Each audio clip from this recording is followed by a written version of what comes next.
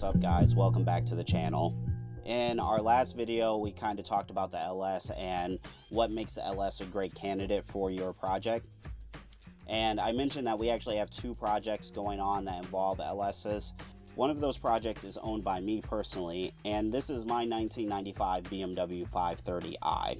So we're going to go over that today and talk about what my project has been, where things started at, what the past is, where things are currently, and where we're going to go in the future. Previously, this car was owned by somebody who's not technically family, but he's the closest thing to a granddad I've ever had. He sold me the car for $1,200, and while it wasn't my first car, it was definitely my first real car guy type car. So my first car was a Ford Taurus, and then I had a Malibu and a Grand Prix. Not a cool Grand Prix with a 3800, just a regular Grand Prix with a 3100. And so I wasn't really into anything that was even remotely performance oriented. So the E34 was kind of a big change in terms of my development as a car guy. Now, I'm not going to pretend like this E34 was super powerful in stock form. From the factory, they only made 215 horsepower, so definitely not what you would call a fast car. So when I took ownership of the car, it was way back in 2012, and this car was completely stock. I had been watching lots of YouTube and watching TV and watching all these things with people modifying cars, and I knew that was something that I had wanted to do at some point in time. So the person that I bought the car from, his advice to me was, start simple, just do a brake upgrade to the car. And that was the very first mod that kicked all of this off. So over time, this car got a whole bunch of upgrades. It got the brakes that I just mentioned.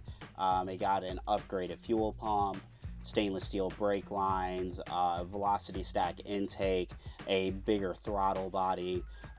It got tuned, which was an ordeal and a half because you can't flash these ECUs, so I had to open it up, remove a chip, send it to some guy in Seattle, then he tuned it and I had to put it back in. So there were quite a lot of things going on with this car. By the time it was all said and done, I never actually dynoed with this car, but from talking to some other people on the internet and some people in real life who had similar setups to what I had, the working rough estimate is that it probably made 250 horsepower at the crank. So again, not a super powerful car, and especially not considering all the work that was put in, but it was satisfying to me. And so that kind of raises the question, if I say that it was satisfying to drive, why am I looking to LS swap this E34? And so it kind of comes down to what happened in 2018. Me and one of my best friends, we went to a car meet and it was absolutely sick. There were people jumping off of ramps and trophy trucks, and there was a burn pit, there was an autocross track, and all types of crazy stuff going on. But as you know, you get to the end of the meet and it's time to leave. And typically when it's time to leave a car meet, that's kind of the time for everybody to act a fool. I had said to myself that I wasn't going to do anything silly. Right.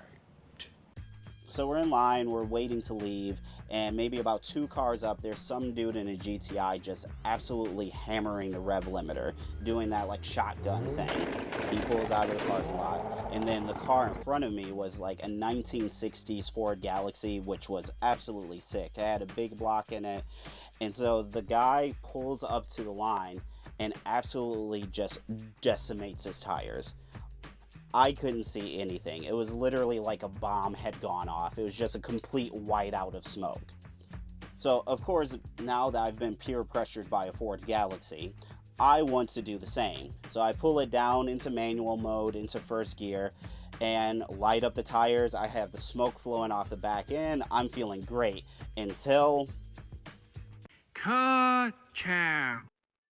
And so fast forward to present day, and we're here where we have a E34 that at the very least needs a new transmission and probably needs internal engine work. That raises the next question that people usually ask, which is, how did we get to the point where this was determined to be the fix?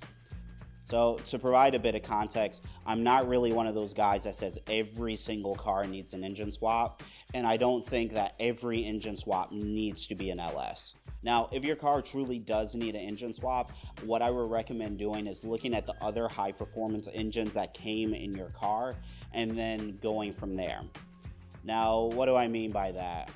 So specifically, like, let's say you have a Mustang and you have a V6 Mustang. I wouldn't even look at doing an LS swap when you can go with a mod motor or a Coyote. There's just so many other Ford options that came in your car that will make your swap easier. Now, that might seem a bit hypocritical because I have a V8 E34 that needs a new engine, and most people will just put in another BMW V8. Why am I not doing that when I just recommended you do the same thing? So why is it that I'm choosing to not follow my own advice here? Basically, it comes down to circumstance and economics. At the end of the day, the easiest route to getting another V8 into your original V8 E34 is to grab a 4.4 liter bottom end and then build a M60/M62 hybrid. When you really look into the financials for that, you're going to range between $1,000 to $3,000 to find an engine. What you want is probably somewhere in the middle in that $2,000 range. And at that price point, it doesn't really make sense to do anything other than what I've done here. And that's because this entire package right here, ignore all this stuff over here. This is for one of the S4s, but this stuff over here, all of this, I'm in it for about $1,500. And so we'll kind of break down what we got going on. So this engine here started life as an LQ9. It came from Economy Auto for $600. The best way to think about an LQ9 is it's basically a iron block LS2, same piston, same rod, just the block is different and the cylinder heads are different. And we'll get to that in a minute. So in terms of what we did to this engine, everything's going to be in the description, but we'll kind of go from the top down. So up top, we have a intake manifold and fuel rail from a Pontiac G8. Originally was an L76 engine, but this intake manifold and fuel rail is identical to the LS3, which is important in just a second. The injectors came from a 6.2 Denali, which the cylinder heads did as well. So there was a crash Denali there that insurance didn't want to pay to fix, and I think it was going to the crusher or something. So I ended up getting these cylinder heads and basically the whole top half of the motor from Economy Auto again for $200.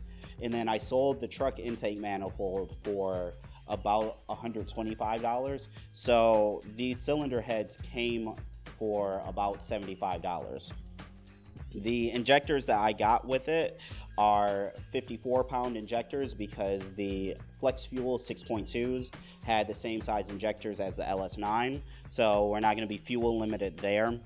The cylinder heads, the upgrades has Manley valves, new valve seats, hardened push rods, titanium retainers, dual valve springs, has the Caddy race lifters, and then it has a LS9 stage 4 BTR cam.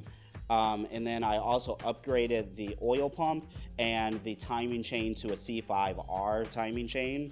And that's about all that's done to the motor itself. On to the transmission. As if the LS in an E34 is not conventional enough, my drivetrain, the rest of my drivetrain setup is also unconventional for most LS swaps. Most LS swaps that you see will put either a 4L60 or 4L80 behind it or a T56. This is not a T56. This is a BMW GS6 53BZ, and it comes from a 2008 335.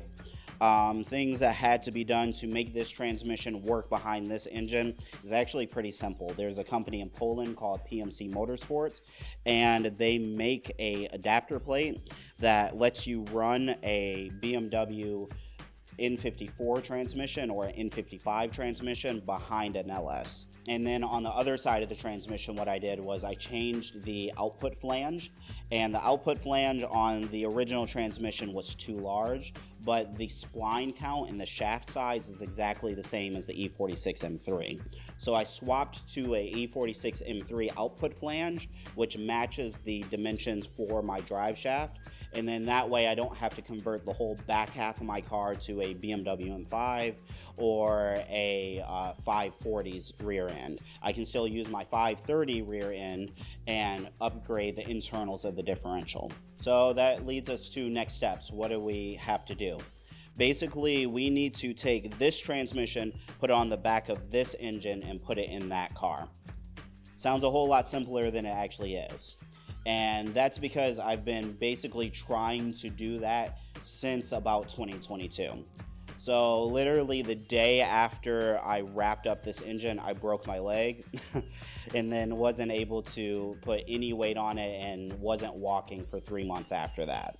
And then I got married and then honeymoon and all those things, right? Then I get back to working on the car. I'm talking to this builder that's down in South Carolina. They told me definitely they'd have engine mounts by a certain date. I don't know what happened. So I kind of went round and round with them, and they kept saying that they had other projects, but they definitely were working on it. Nothing ever transpired out of that after a year. I talked to multiple people here locally, and their advice to me was to sell my E34 and just buy an E30. I'd be much happier if I did that because nobody wants an E34 anyway. I don't know how that's helpful. So in the meantime, while I'm having those guys evaluate the car, one of my best friends reminded me, like, hey, you do know that one of our friends is a fabricator and probably could get this knocked out pretty fast. So I reached out to Aaron. He says that he's kind of backlogged. Not really surprised for, a talented person. So he's now going to come out here within the next month, and we're going to get the engine in the car and hopefully get mounts and get things rocking from there. All right, well, I'm excited to bring you guys along the ride for this and do all the YouTube things. So like, comment, subscribe, and ring that bell thing, and I will see you guys in the next video.